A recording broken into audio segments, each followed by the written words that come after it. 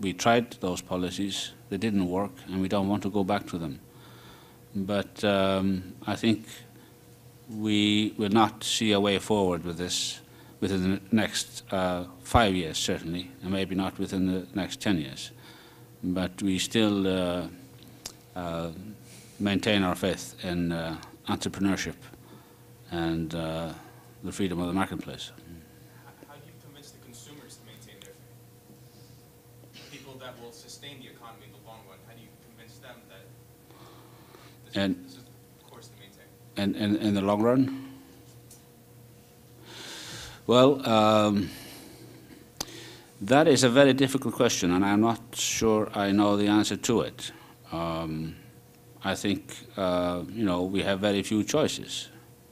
And we need to work with the labor unions, and we need to work with the pension funds. I think, the pension funds could offer us a way out of this predicament because they have done exceedingly well in Iceland over the past few years.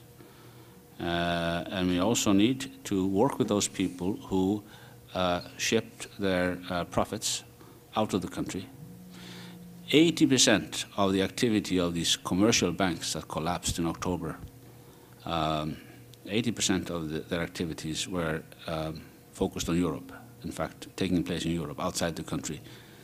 A lot of the profits were being taken out of the country.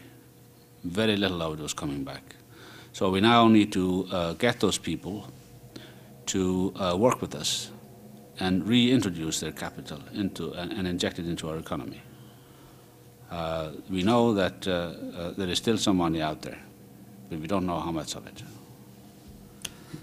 I'd like to make just one more announcement before we thank the ambassadors. The local chapter of the Coalition Against Child Soldiers has an exhibit in the Center Hall on this floor of the Student Union building for Red Hand Day, which exists to raise awareness about the plight and abuses of child soldiers around the world. They took a collection on campus. You'll see it. It's very striking as you leave, and the exhibit will be sent, I understand, to the United Nations either later this week or early next week to be part of a larger effort. And now I would ask you to join me in thanking the two ambassadors for sharing their time and wisdom with us.